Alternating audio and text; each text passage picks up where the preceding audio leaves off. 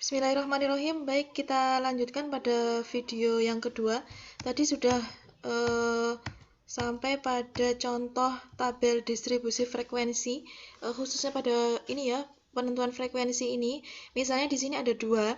Ini berasal dari data yang ada di antara interval 16 sampai 27. Di sini antara 16 sampai 27 itu datanya ada dua, yaitu 18 dan 19. Kemudian kita lanjutkan ke misalnya data yang berada pada interval 88 sampai 99 itu berapa? Itu kita cari antara 88 dan 99 itu ada 89, kemudian ada 92, ada 96, ada 98. Maka jumlah data atau frekuensi yang berada antara 88 sampai 99 itu adalah 4. Nah, kemudian seluruh frekuensi ini kita jumlahkan, yang hasilnya adalah 50, dan ini harus sama dengan yang di log-kan tadi ya. Jadi log 50 atau log n-nya itu adalah jumlah datanya. Kemudian selanjutnya ada histogram dan poligon frekuensi. Kalau tadi untuk tabel distribusi frekuensi bentuknya adalah tabel. Nah, dari situ sebenarnya bisa dibikin gambar. Gambarnya adalah berupa histogram, yaitu grafik batang, dan juga bisa berupa poligon atau grafik garis, atau bisa juga kedua-duanya digabung antara histogram dan poligon. Nah, contohnya langsung saja seperti ini. Ini contoh histogram dan poligon frekuensi. Untuk histogramnya itu adalah kotak-kotak yang berwarna-warni ini, ada hijau, merah, kuning, ungu, biru, dan sebagainya. Ini adalah histogramnya. Nah, kemudian untuk poligonnya itu adalah garis biru yang melintang di antara kotak-kotak ini ya. Dan itu harus pas pada ininya, titik tengah dari masing-masing histogram. Jadi misalnya di sini ada 2, ini berarti kan jumlah frekuensinya 2, 4, 7, 9, 14 gitu dan seterusnya. Kemudian ada bentuk-bentuk kurva lainnya yang berkaitan dengan distribusi frekuensi. Yang pertama adalah bentuknya simetris atau bentuknya seperti lonceng. Simetris itu berarti sisi kanan dan sisi kirinya itu adalah sama. Kemudian ada kurva yang tidak simetris atau dia condong gitu ya, bisa condong ke kiri atau ke kanan. Kemudian bentuk J atau bentuknya juga bisa J terbalik, dan bisa juga untuk bentuknya seperti huruf U. Nah, selanjutnya ada kurva yang disebut dengan kurva bimodal, ada kurva multimodal, ada kurva uniform. Nah, kita langsung ke contohnya. Misalnya yang pertama adalah ada kurva simetris yang bentuknya lonjang, yang tengah ini, dia sisi kanan dan sisi kirinya itu sama. Ini bisa disebut juga dengan kurva normal. Kenapa? Karena dia selain bentuknya adalah sama, kanan kiri simetris, dia memiliki nilai antara rata-rata min itu sama dengan nilai mediannya, nilai tengahnya, dan nilai modusnya atau nilai yang sering muncul. Nah, kemudian gimana contoh untuk yang tidak simetris atau condong? Berarti kan dia bisa mengarah ke kiri atau dia bisa mengarah ke kanan. Yang mengarah kiri dia negative direction.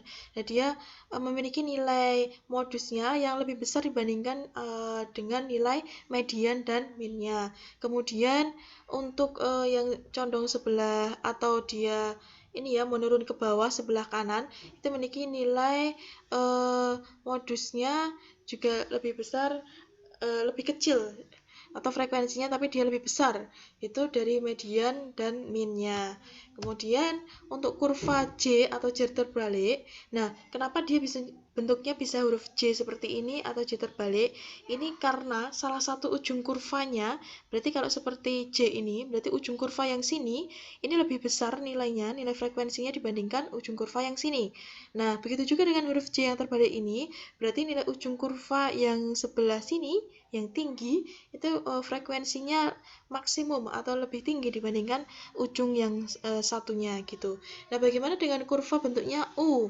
Nah, bentuk U ini berarti ada dua ujung kurva yang memiliki frekuensi maksimum. Berarti kan ini sama-sama tinggi. Jadi antara ujung sini sama ini itu frekuensinya adalah sama-sama maksimum. Selanjutnya contoh kurva bimodal, multimodal, dan uniform.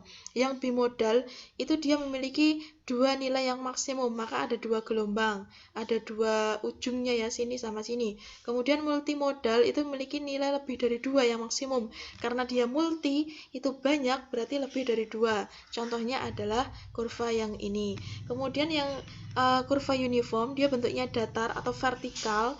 Nah, dia bukan vertikal ya, horizontal.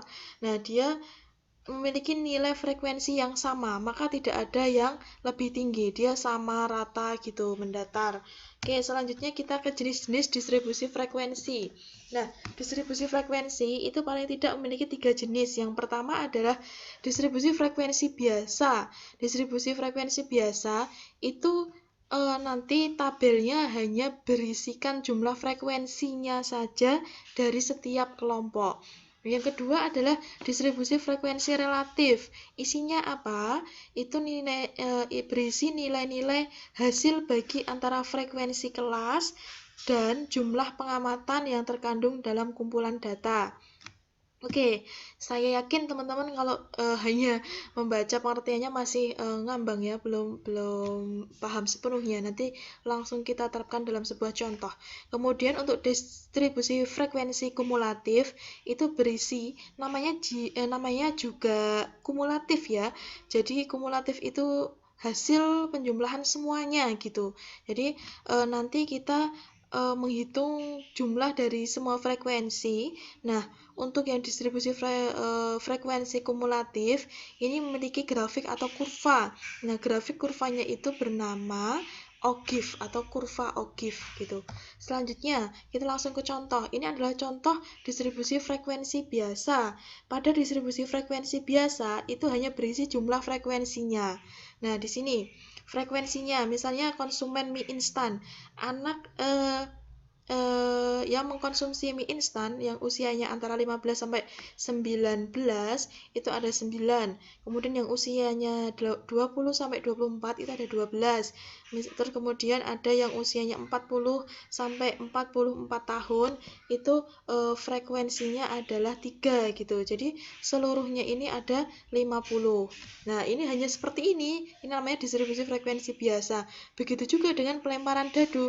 Misalnya dadu ketika dilemparkan keluarnya angka 1 itu berapa kali terjadi? 2 kali terjadi. Kemudian dadu dilemparkan lagi ketika muncul angka 2 itu berapa kali gitu ya? Berapa kali terjadi? 4 kali gitu. Dan seterusnya. Ini hanya berisikan jumlah frekuensinya saja, yang di akhir kan akan dijumlahkan. Selanjutnya adalah distribusi frekuensi relatif. Distribusi frekuensi relatif itu kuncinya adalah hasil bagi antara frekuensi kelas. Frekuensi kelasnya berarti sini ya, ini frekuensi kelas dengan jumlah pengamatan atau frekuensi semuanya. Ini berarti frekuensi kelasnya 2, jumlah pengamatannya atau semua frekuensi adalah 30, berarti 2 dibagi 30. Kemudian 4 bagi 30, 10 bagi 30, 14 bagi 30. Nah, masing-masing ini bisa didesimalkan atau hasilnya gitu ya, 0,07, kemudian 0,13, kemudian yang ini 0,33, 0,47.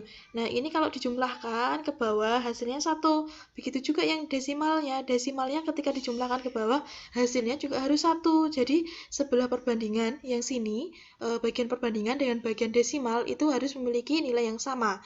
Nah, kemudian ketika dipresentasekan berarti kan tinggal 0,07 dikali 100%, itu 7. Kemudian 0,13 kali 100%, 13 gitu. Nah, seluruhnya ini dijumlahkan harus 100 karena persentase itu bulat adalah 100. Oke, kemudian untuk distribusi frekuensi kumulatif. Untuk distribusi frekuensi kumulatif itu ada 2.